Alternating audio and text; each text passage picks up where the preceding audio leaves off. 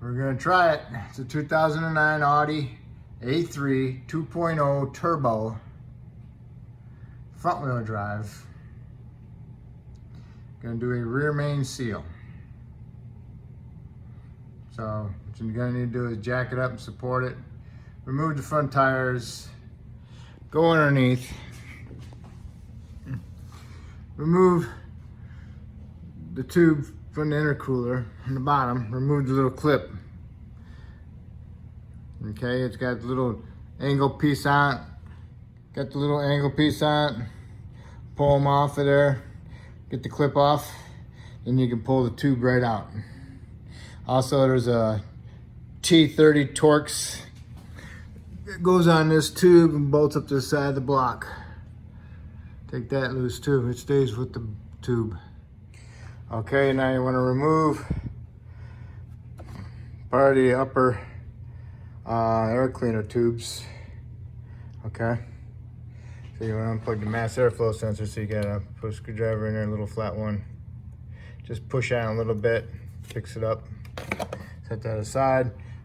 Take that clamp off, pull the hose off of this section. Remove all your little Phillips screw heads. You can remove the whole upper housing off. And you also need to remove this section too. Get this off of here. And pull this piece out. Remove the 8 screws for the upper air cleaner housing. Remove that, get your filter out of there. Remove this 10. Spray some lube on this rubber grommet. You can pull this whole piece up, loosen it up. Another grommet there, which goes right in here. So you want to put some lube on that one also. Goes through here, through the intake, or not through the intake, but through the air cleaner housing. And then you want to take this, and you want to turn it so you can get it out. Careful, because this falls out. Okay. Then you want to remove the oil cap and pull the engine cover off. It's held on by those grommets also. There's 4 of them. Remove the battery cover. And you want to disconnect the battery. Take the battery out. Got a hold down right there, which is most likely the 12. Move this piece out of the way. Clips it in the bottom. Undo your negative and then your positive. Remove the hold down. Pick up the battery. Pull it out of the way. Sorry, the hold down was a 13. Get mixed up with Japanese. But anyway, 13. Now you need to remove the battery. Now you need to remove the tray. It's held on by a couple 10s. There's 3 of them. 1, 2, and 3.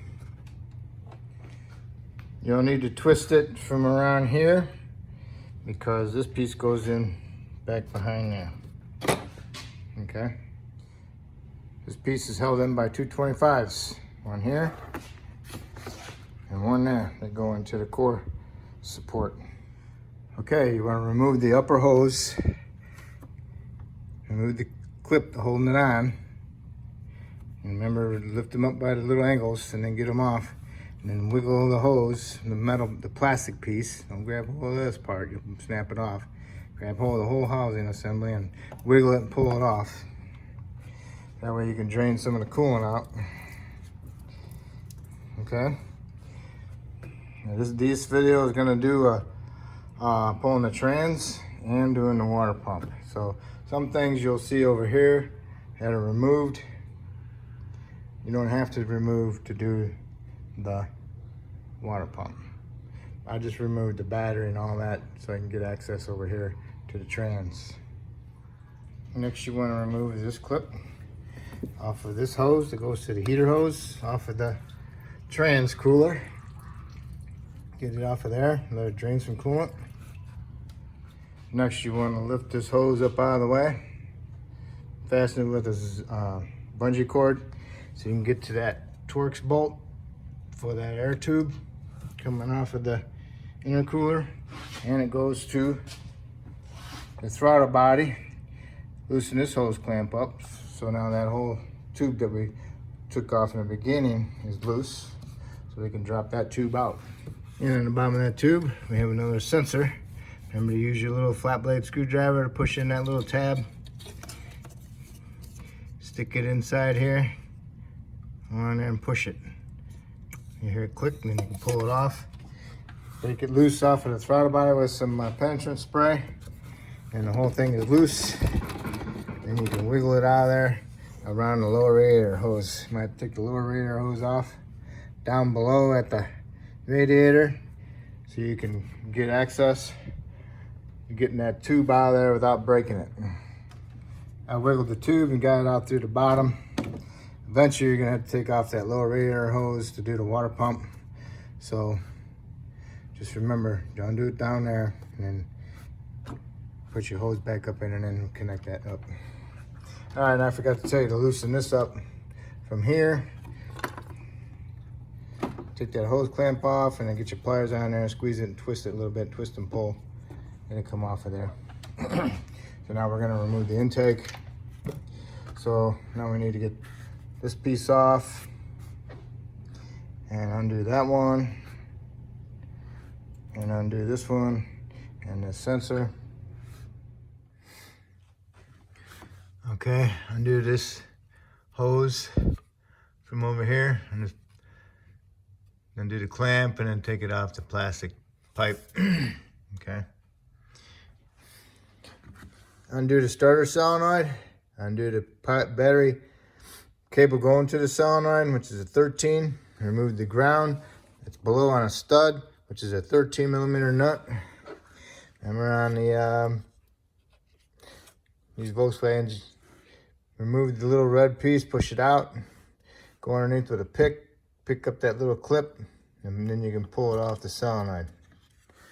Next, you want to remove the 2 bolts that are holding the starter on. Starter bolts are 16 millimeter or a 5/8. All right, next you want to come down here and unplug the trans. Got a little tab here. Turn it. A little tough in the beginning. Turn it. Pull on it. A little bit, comes right off, okay? And this whole thing is full of wire harnesses down here. I took one 10 millimeter bolt off. It holds them on, but now I think there's another one down below farther, so I'll have to search that one out down below. So I get the whole unit off the side of the trans without doing them individually. Okay. Look around. All right. Now we're going to start working on the bell housing bolts. Bell housing bolts, they're 19 millimeter. There's 2 on top, 1, 2, and then there's another one inside the starter hole. So it's right here. You see it's notched out for it. It's like half moon, so it goes right in there. So then there's another bolt inside there. So those are the ones you can get to on top. And the next you need to do is your gear shifter. Remove the little 10 millimeter bolt from the shifter cable. And now you need to get some penetrant, spray on the bracket, and remove that clip. It's like a C-clip holding the cable onto the bracket. Okay, you see it? Sticking out right there. It's like a little moon, half like a C goes around that cable. So I pry it up. That's what the clip looks like for the shifter cable. Push that shifter cable out of that bracket. You need to get a long pry bar and push against it. Push it in there, out of there. It's a little tough. Okay, now you need to get your engine support. And you got a bracket right here you can go onto.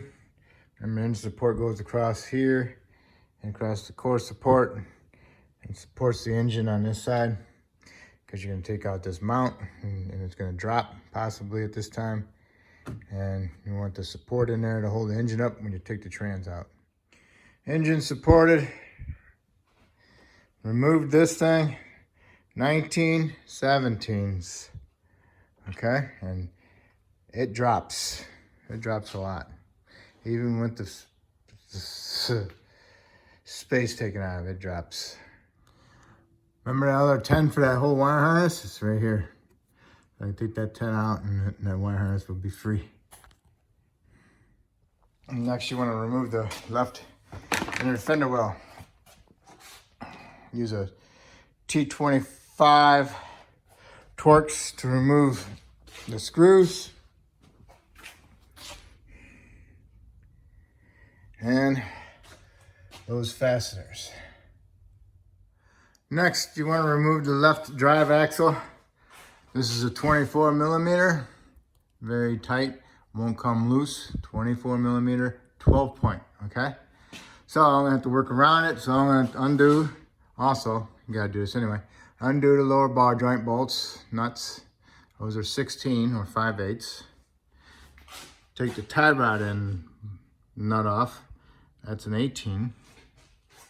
Okay, so then that will allow us to break the taper on the ball joint with this hammer, sledgehammer.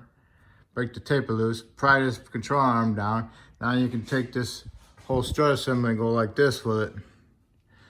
If you can't get that bolt loose. And then I'm gonna take the bolts off the half shaft going into the trans, and those are the 12 points also. Half shaft bolts are the 10s, okay? All right, all the half shaft bolts are out.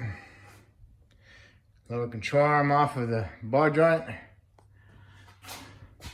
Tie rod taper broke, tie rod out. Pull the whole assembly out. Put a 2x4 underneath it, and then it holds it out. Good enough for me. All right, right side drive axle, half shaft bolts. There's no room in there underneath to get to it with an impact down there. And this is the best way to use an impact to break them loose. So here we go. Got me 2 long extensions, and here I am outside the wheel well. So I'll remove them. I recommend taking the lower radiator hose off totally. That way we get a little bit extra room over here. That way I don't have to remove this part of the subframe, so I can unbolt the trans, pull it back a little bit, and pull it this way and drop it down so it will clear this. I jacked it up on the engine a little bit so I can remove my little torque arm right here, which was 2 16s, 5/8, and a 21 millimeter, which would look like this baby right here. And he had to go back and forth because it was frozen in there. You have 3 bell housing bolts on the bottom. These are 16, 5/8. One here, one there, and one here. That bracket, that torque arm was in the way, okay? Now you have 2 bolts left, which is a 19 here, and over here by the half shaft, there's one there. Those are your last 2. Don't take them out until you got the trans supported. All right, I removed the last 2 bell housing bolts, and they were 18s. Okay, and already the trans is starting to separate. All right, make sure you got it jacked up and supported properly. Next, you need to remove that, okay? And loosen the other 3 up on the other side. Loosen those 3 up on the other side. And you take those 3 big bolts out. Those other bolts, those I think 17 or 16, let's see. Yeah, 16 and 13. 13's for the sway bar, 16's for the steering gear, and the, oh my goodness, find it. 18's for the bigger bolts, okay? The reason why is because the trans is hitting right here. So we're trying to clear that flywheel, because the flywheel is like really deep because it don't have the standard type torque converter, because it's got a spline torque converter, okay? And I also put a strap on the engine and pulled the engine forward a little bit to see if that would help. So now it's pretty open over here now on this side, nothing in the way, but now I got to deal with the top, hitting at the top. So what I did was I'm going to lower this support down a little bit, put more tension on the upper support for the engine, and hopefully I'll be able to clear it. Okay, here it is, it's out. It's a little tricky. Just so you know, it don't have no torque converter bolts. It's got the spline.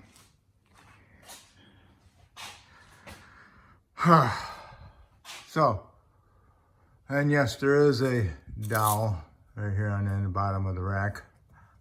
Okay. The rack really ain't moving.